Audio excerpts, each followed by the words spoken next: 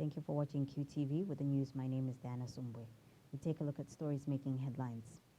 Mines Minister Richard Musukwa says operations at KCM Changa Smelter will remain suspended following the gassing incident which affected 269 people, mostly pupils. The Luangwa establishment, an NGO, has appealed to the Zambia Environmental Management Agency ZEMA to facilitate the commencement of mining activities in Lower Zambezi National Park.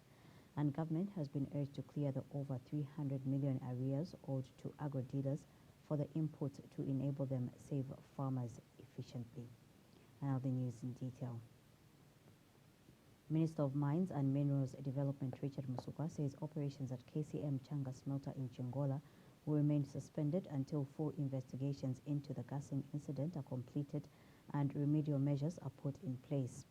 This follows the recent gassing incident as at the smelter where the sulfur dioxide gas emission affected 269 people, the majority of them pupils, following a power surge. In a ministerial statement to Parliament on the gassing incident, Mr. Musukwa says KCM has since been instructed to provide a stable supply of power during starting period in order to avoid disruptions to the smelter plant. He adds that KCM has also been instructed to improve the converter efficiency in order to reduce the time required for stability in operations during starting of the plant. Mr. Musukwa states that the plant will only resume operations after all leakages are sealed and repairs completed and certified by mines safety inspectors and the Zambia Environmental Management Agency ZEMA. Mr. Musukwa has since called for maximum adherence to safety standards and protocol by all mining companies in the country. Mr. Speaker, the escaped gases descended to the ground level due to the high humidity, affecting about 269 people in the area. Among them were 11 KCM employees, 52 KCM contractors, and 232 pupils from Changa Trust School, 37 of whom were in grade 12 and one member from the community. Mr. Speaker, the affected people were rushed to the mine hospital at Changa South, where they were examined and their conditions confirmed stable by 16 hours on 15th November 2019. Mr. Speaker, these measures have been taken in the interest of the safety of our people in and around the mining area in Chingola, as well as the interest of environmental protection.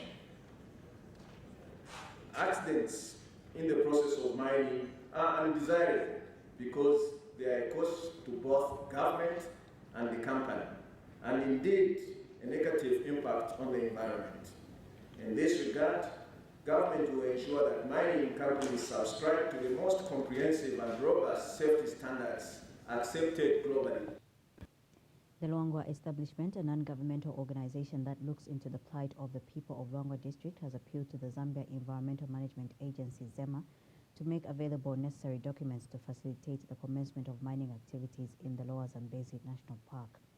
Speaking at a media briefing in Lusaka, establishment chairperson Joseph Felemenga says the Luangwa establishment stands solidly behind the chiefs in Luangwa, namely Chiefs SUMBWE and Mpuka, who are in support of mining activities in the Lower Zambezi National Park.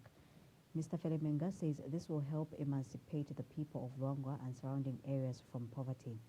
He says Luangwa district is one of the oldest towns in the country, and yet it is one of the poorest and often prone to poverty due to its geographical location in the drought-prone area, therefore the need for an economic activity such as mining to be allowed.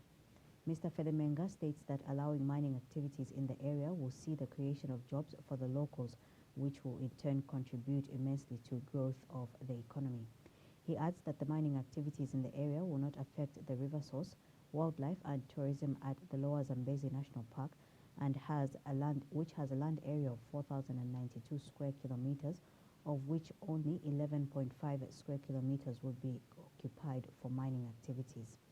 Mr. Felemenga further states that the mining area is 40 kilometers from the Zambezi River inwards, and animals are over 50 kilometers away from the mining site. This copper mine will contribute significantly to the treasury of this country. It will employ a number of youths, especially in the nearby districts like Chongwe, Rufunsa, etc. and indeed the youths of Lusaka province as a whole. Today, we have seen strides mines have brought to northwestern province and what mining has done to the copper belt. We know mining is a wasting asset, but its developmental impact is certainly huge and it cannot be ignored. We are grateful that His Excellency the President of the Republic of Zambia, Dr. Edgar Chagwalungu, has clearly stated that government will listen to the sentiments of the people. We, the people, have spoken, Your Excellency. Please hear us. In our esteemed opinion, any developmental undertaking must demonstrate that it will benefit the local people first through corporate social amenities, employment, service delivery, and other supply contracts.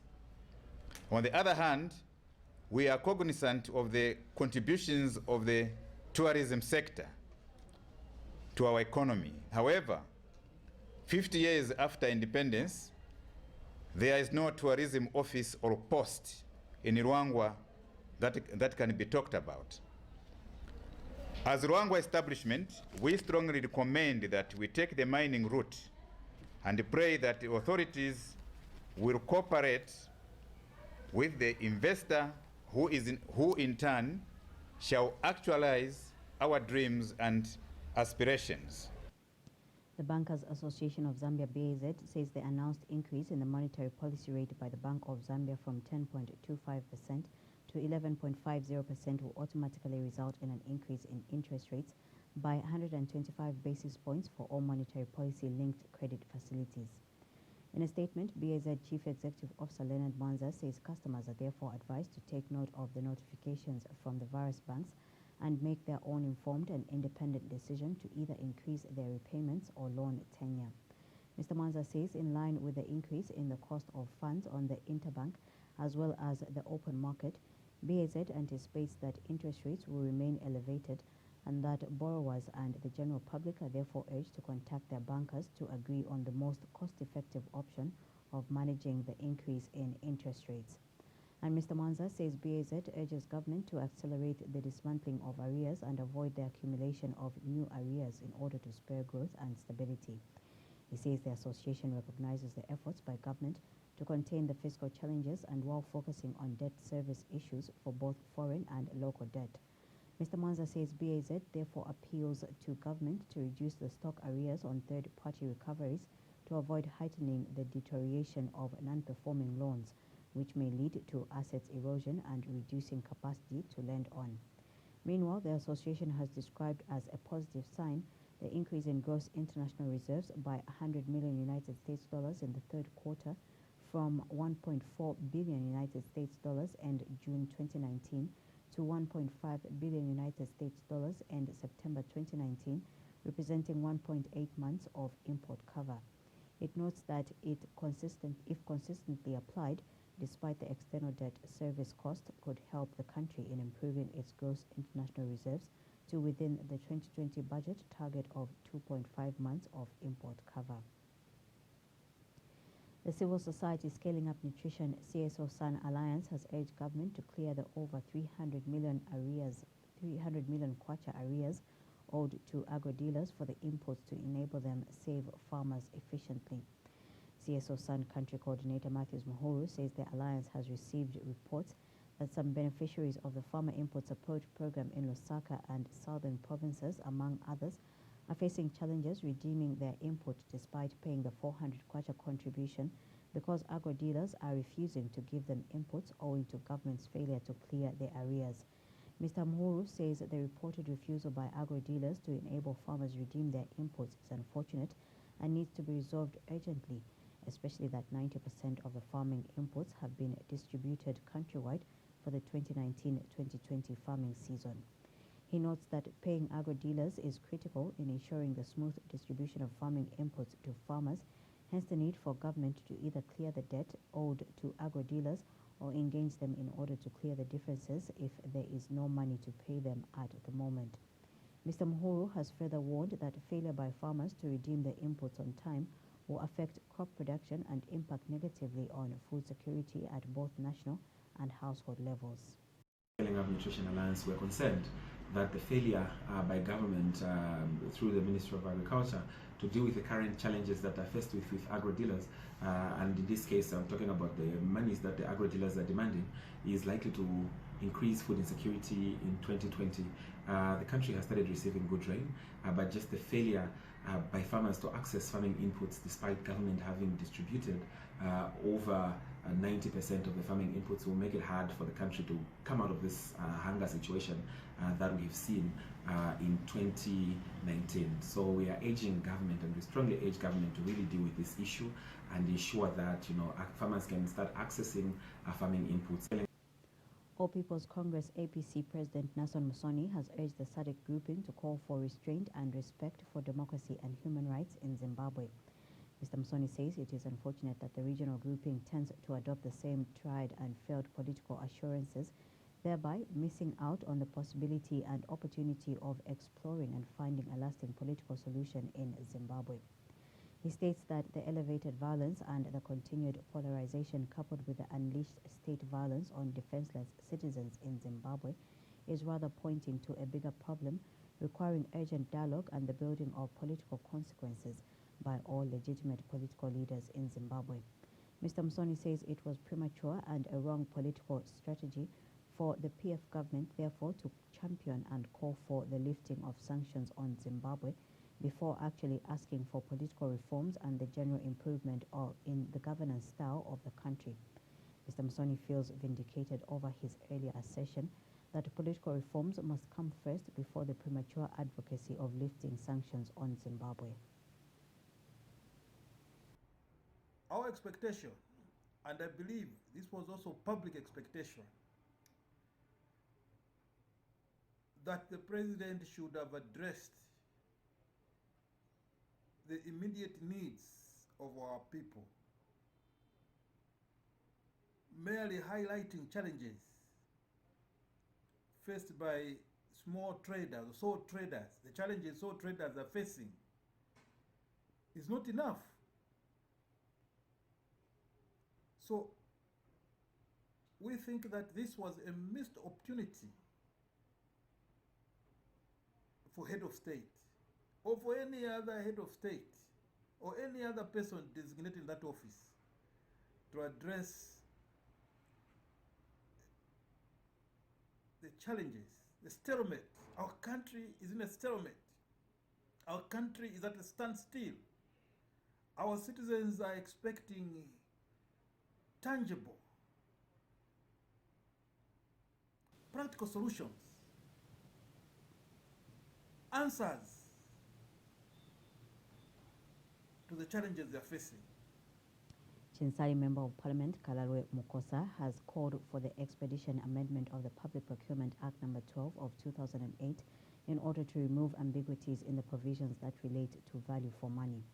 Mr. Mukosa tells Q News that there are currently a lot of weaknesses in the Procurement Act No. 12 of 2018, among them weak or lack of provisions that relate to achieving value for money procurement, which has resulted in the government's failure to curb the problem of inflation of prices for some goods and services that are procured.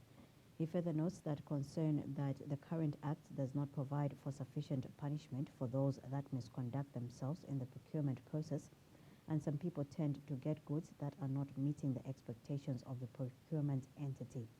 Mr. Mukosa on Wednesday moved a motion in Parliament on the need to quickly amend the Public Procurement Act No. 12 of 2008, which was adopted unanimously by the House. Most importantly, the purpose of the bill is to ensure, the purpose of the motion was to ensure that as the government is considering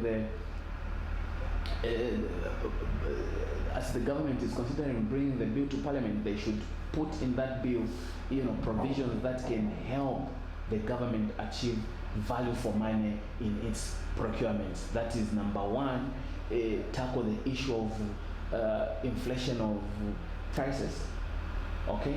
Number two, how to deal with items that are not delivered, where the people who procured, they knew that they were supposed to have put in place measures to ensure that when you pay for the goods should be delivered, and also to ensure that when you buy items, the items they should come and they should come and work for you. The things that you buy should make you achieve the intended purpose, and that can be done by ensuring that you get warrants, getting from people who are who have been doing business for a long time. We don't want situations where when you procure something, you go back to that supplier, you find that the supplier has closed up just after maybe 1 year of having supplied you with an item that you procured from. The International Labour Organization ILO has noted the need for serious dialogue between truck drivers, government and the relevant organizations to find an amicable solution to the various challenges the truck drivers are facing in the country following their recent protests. ILO Country Director George Okutu says social dialogue must be promoted when it comes to resolving the unrest in the country's labour sector. Mr. Okutu says lack of proper dialogue will result in the reoccurrence of strikes and industrial unrest witnessed recently. He is hopeful that a lasting solution will be found to address the industrial unrest involving truck drivers, considering that they play an important role in the country's economic development. Mr. Okutu adds that ILO is ready to help address this and many other labor issues in the country. Well, but of course we can do better. This week there has been the strike of the truck drivers, which have just, I think, this morning we understand it has been peacefully resolved. In the ILO, we promote social dialogue. That is, we need, and when there is a problem that has been identified, there must be a mechanism of sitting together and identifying what those problems are and how they can be resolved. Of course, the role of the labor inspectors is very crucial, but you can never believe that they can be everywhere. Even if you increase the number to 1 million, if I may give it an example, there is no way that they will cover each and every corner of the country. So there has to be a culture of dialogue that needs to happen. That even before the labor inspectors are here, we are able to sit down and to begin to identify what are those issues that are causing this uneasiness and what are the solutions. And we are really saying, please, let us sit down, come back, come around the table with proposed options of what the solution could be, okay? And create that atmosphere. Residents of Dudumwezi have commended government for connecting the area to the national grid. They believe this will encourage business owners to conduct their business until late in the night without fear of insecurity. President Edgar Lungu commissioned the Dudumwezi Grid Extension project with a call on the local community to support government efforts through the project by taking ownership of the infrastructure. QTV's favorite Kalando is in Dudumwezi and brought us this report. There was jubilation as Dundumwezi Chief Chikantes area in Kalomo District Southern Province community were connected to national grid after 50 years in darkness. Dundumwezi became famous when it gave President Edgar Lungu 252 votes and overwhelmingly gave UPND and its presidential candidate 30,810 votes in the last elections. After the fall of darkness, the muted glow of kerosene lamps and pine kindling used to be the only source of lights for the residents.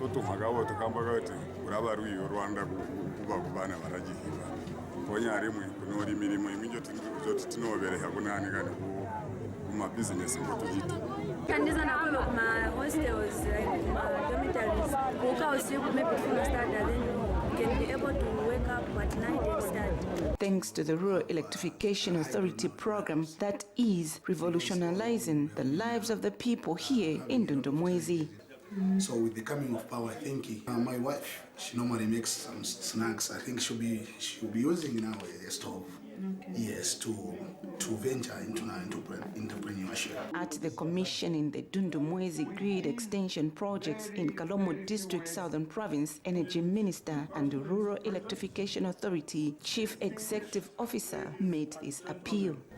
What I would like to do is to encourage you to make sure that you guard this infrastructure jealously. I wish to encourage the Chikanta community to prepare yourselves and take advantage of this opportunity. It is a well-documented fact that currently access to electricity in rural areas in Zambia is only at 4.4%. President Edgar Lungu commissioned the event and made this pronouncement. Your government, the PF government, has put in place a rural electrification master plan to electrify all rural areas in Zambia. The plan's implementation requires an average amount of $50 million per year to provide power to over 1,200 rural growth centers. The target is to raise the access profile from the current 4.4% to 51% by the year 2030. It is only hoped that Zambia will achieve Sustainable Development Goal number 7, which seeks to ensure that access to affordable, reliable, and modern energy for all. Favorite Kalando, QTV News, in Ndundumwezi in Kalomo District, Southern Province. Patriots for Economic Progress PEP President Sean Tembo says his party has decided to resume its protest against the purchase of 42 fire tenders by government at a total cost of $42 million United States dollars. Mr. Tembo says the protest will resume effective Thursday next week. He says this development follows the recent High Court judgment in the party's favor after it took the police to court for preventing them from undertaking its scheduled protest against suspected corruption in the procurement of 42 fire tenders. Mr. Tembo says his party has scheduled a total of 42 fire tender protests, with the first one held at Parliament on 29 September 2017, but was stopped by the police from undertaking the 13th scheduled protest on 18 March 2018. He states that the 13th fire tender protest will therefore be staged next week, starting from Manda Hill bus stop through Cairo Road, Church Road, Independence Avenue, Ali Nkata Road, Thabo Mbeki Road, and end at the starting point at Manda Hill bus stop. Mr. Tembo has since advised members of the public who may wish to be part of the protest to turn up dressed in yellow. Our first fire tender protest was held in 2017, on the 30th of September 2017, at Parliament of Zambia during presentation of the national budget. And subsequent to that, we proceeded to undertake a number of other protests. And in March of 2018, the police decided to stop us from proceeding with our scheduled protest.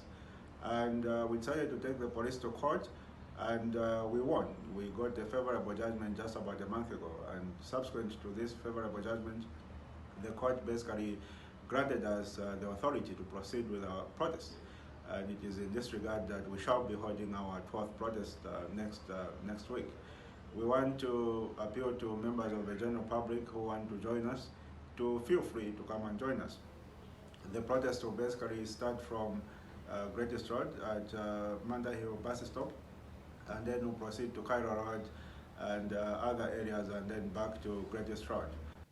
Transport and Communications Minister Mutotwe Kafwaya has instructed mobile network operators to remove the current interconnectivity barrier by opening up circuits and increase capacity to allow free flow of communication across networks. Mr. Kafwaya has also instructed the Zambia Information and Communications Technology Authority ZICTA to review cost of the interconnectivity tariffs, which he says are currently prohibitive to mobile subscribers and users to own one SIM card. In a speech read on his behalf by the ministry's acting Director Communications Department, Kumbuzo Nkunika, during the launch of MTN's Internet 101 program in partnership with Facebook, Mr. Kafwaya adds that government wants tariffs to be lowered to enable people have freedom of choosing the service or network provider to subscribe to. He adds that in order to achieve real benefits of the partnership between MTN and Facebook, there is need to focus at providing high-quality services at an affordable cost to the people. The Internet 101 program is a digital literacy program aimed at educating users on how to make the most of Internet whilst doing so safely and responsibly. Distinguished ladies and gentlemen, it is clear to see the leading role that MTN Zambia plays in providing formal and informal employment to our citizens. We've seen all these books, they're helping a lot with our youth in the country.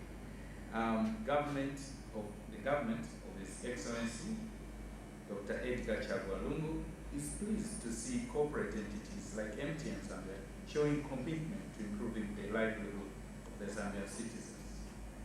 We remain resolute to foster employment creation and human development through meaningful collaboration with the private sector. Government continues to promote citizen participation by providing connectivity to the unserved and underserved communities through the implementation of the Universal Access Phase 2 Communications Towers project. Speaking at the same event, MTN Zambia Chief Executive Officer Hart Hokfa says the initiative will enhance the digital lives of Zambians, particularly those who are coming online for the very first time. And Facebook Director Growth and Operator Partnerships Mark Sommer says improving digital literacy and encouraging greater levels of digital citizenship benefits everyone in an increasingly connected community. At MTN, we have a plan. We have a plan, and the plan is to take away the 5 barriers for digital access. The plan is called CHASE. CHASE is an acronym. So CHASE stands for, the C stands for connectivity, the H stands for handsets, the A stands for affordability, the S stands for services, and the E stands for education. Connectivity. So connectivity is pretty much okay and well organized in Zambia. We are always investing more in the network to offer better connectivity, 3G connectivity, 4G connectivity. Next year again, we will place another 100 sites in super rural areas to give access to everyone. I don't think that coverage is currently a big barrier for digital access. We believe in technologies. Programs and partnerships are required to enable more people to connect, find communities, and grow businesses. It's a mission we take seriously, and one that is reflected in all of our efforts around the world to responsibly empower more people to share, give voice. Meanwhile, ZICTA Acting Director Consumer Protection and Information Management Edgar Mlauzi says the Internet 101 is a tremendous opportunity for key stakeholders within the sector to address the ICT knowledge gap highlighted by the 2018 ICT survey. The authority recognizes that more needs to be done to support government national development goals such as Vision 2030 and the 7th National Development Plan. The 2018 survey, which was earlier alluded to even by MTN, revealed that although penetration and subscription rates have increased, a large portion of the population are either not taking full advantage of some benefits brought about by ICTs, or those that are users, they remain at risk to numerous crises being observed in Zambian digital ecosystem. The survey established that the proportion of individuals who indicated that they used the internet before increased from 8.8% in 2015 to 14.3% in 2018. From those not using the internet, the survey found that 70.1% of the individuals cited the lack of knowledge or skills as the reason why they are not using the internet. Action Aid Zambia Country Director Nalucha Ziba has noted the need for government to address the poor disbursement of funds against budgeted funds for agriculture and health sectors as a way of enhancing works around social accountability. Speaking during the launch of the SDC Phase 2 2019 to 2023 by the Partnership for Social Accountability Alliance, a consortium of organizations led by Action Aid Zambia, Mrs. Ziba also stressed the need for the planning and budgeting bill to be enacted in order to enhance participation of key stakeholders in various processes around social accountability. She explains that the SDC project in Zambia is being implemented in 3 districts of Chipata, Mongo, and Nalolo, with the aim of improving accountability in public resource management, particularly in areas of HIV and sexual reproductive service for adolescents and youths. And speaking at the same event, Chief Ubulani, Member of Parliament Ponde Mecha, who is also member of the Parliamentary Portfolio Committee on Agriculture, commended the Alliance for the initiative, which he says will help push the government to account for social sectors.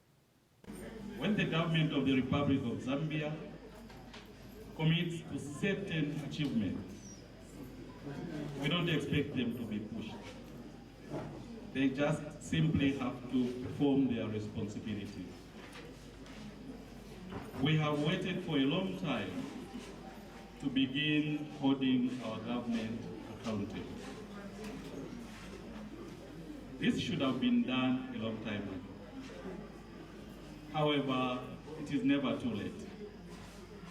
We have numerous commitments that we have made, which, if they were implemented, should have helped us to actually improve the livelihood of the people of Zambia. I want to commend the Alliance for coming up with this social accountability initiative, because it's very, very important that we remind our government on various commitments that they have made. Zambia's ambassador to Germany, Anthony Mkwita, has described as historic and a defining moment the decision by government to legalize the introduction of credit-worthy off-taker in the energy sector. Mr. Mkwita says the decision will particularly assure the investor community with interest in the energy sector that their investment is sustainable and can be profitable. He adds that this is expected to up the energy game that President Edgar Lungu has been concerned about for a while now, with a bid to eventually reduce or make load shedding history. Mr. Mkwita says there is considerable interest among German businesses in the Zambian energy sector, whose question has always been the ability by the market to purchase their power once generated. Mr. Mkwita was speaking on the heels of the announcement by Energy Minister Matthew Mkoa that the off-taker had been approved. This is contained in a statement issued by First Secretary Press and Public Relations at the Zambian Mission in Berlin, Germany, Kelis Kaunda. Tourism and Arts Permanent Secretary Amos Malupenga has said government cannot achieve the successful promotion and development of the Northern Tourism Circuit without the private sector. Speaking when he flagged off the Zambia Tourism Agency organized touring and packaging of the Northern Tourism Circuit in the Kasanka National Park in Serenje, Mr. Malupenga says the event signifies the beginning of the actualization of the promotion of the much talked about Northern Circuit tourism potential.